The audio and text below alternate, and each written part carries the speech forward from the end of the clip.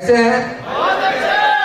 सबसे पहले मैं आज महागुरु संजीवन सर बिहार सी पर धरती पे आज डायमंड मेकर को वेलकम मैं चाहूंगा सर के लिए जोरदार तालियां। दूसरा, मैं मेरे बारे में कितने लोग जानते हैं? तो लगता है मैं फेमस हो चुका हूं बिहार शरीफ में। अच्छा, चलिए, मैं रहने वाला नाम तो नहीं गए, संतोष कुमार है और मैं रहने वाला बिहार शरीफ देवीसराय का हूँ। अजय सर जैसे बताते हैं कि सर अजय सर देवीसराय से शुरू किए थे, यस या नो?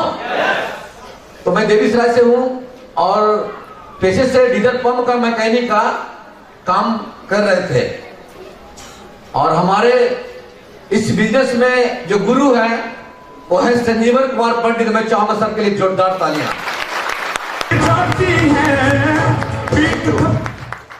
जिस तरह से आपको भी इस बिजनेस में कहीं ना कहीं अपलायन इस बिजनेस को दिखाने के लिए कहीं ना कहीं कोई शख्स आए होंगे, मेरे भी जिंदगी में वो शख्स है संजीवन सर। तो इस बिजनेस को मुझे बताने में बहुत स्पीच किए थे।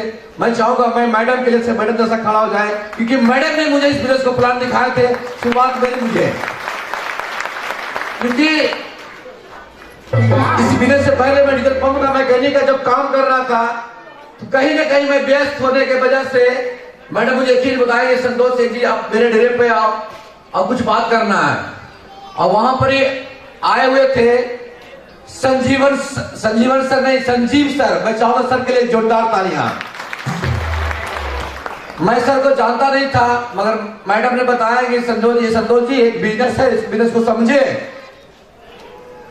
मैंने बोला सर मैडम मेरे पास छुट्टी नहीं है, आप बताएं क्या करना क्या पड़ेगा। इस फार्म को साइन अप कर दिए।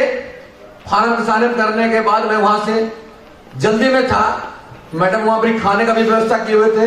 मैंने बोला मैडम पहले खा लेते उसके बाद साइन अप न करेंगे। खाना वाना खा लिए और उसके बाद वहां से मैं साइन अप करने के बाद 350 रुपया उस समय फार्म को पैसा लगा था, मैंने वहां दे भी दिया। उसके बाद वहां से मैं चला गया, क्योंकि मैं वहां पे मेरा बिजनेस जो बिजनेस कर रहे थे वहां पर मेरी काफी व्यस्त शेड्यूल था, इसलिए मैं वहां से जल्दी में चला आया था।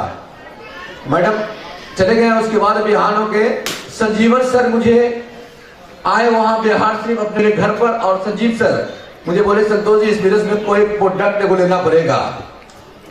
मुझे लगा कि भाई मैं जीन्स पहनता हूं, तो उस समय इस बिजनेस में अभी भी जीन्स है, उस समय भी जीन्स था जेनो का। मैंने जीन्स से बिजनेस को शुरुआत किया। शुरुआत मुझे इस बिजनेस के प्रति में मुझे ऐसा नहीं लगा था कि यहां से लाखों रुपया कमाया जा सकता है। तो हर कोई इस बिजनेस से पहले कहीं ना कहीं नौकरी करता है या जॉब करते हैं या बिजनेस करते हैं, यस या नो? मैं भी बिजनेसमैन था।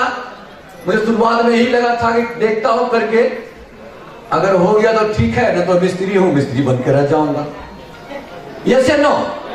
ऐसा ही सब लोग करते होंगे। और शुरुआत में एक ही चलता है। सर जैसा बता रहे थे कि कहीं ना कहीं दोस्ती बचाने के लिए के वजह से इस प्रोडक्ट लिया करते हैं, यस या नो?